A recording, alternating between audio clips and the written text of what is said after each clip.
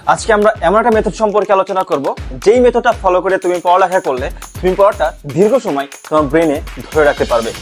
আসসালামু আলাইকুম, আমি হৃদয় আহমেদ। পড়ালেখা মনে রাখা সিরিজের আজকে চতুর্থ ভিডিও।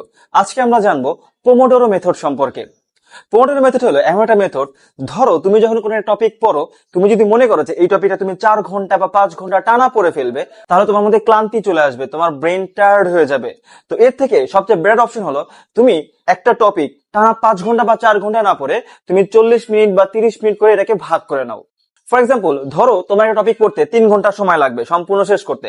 তো তুমি টপিকটাকে টানা 3 ঘন্টা না পড়ে তুমি 30 মিনিট করে 6টা সেগমেন্ট করো।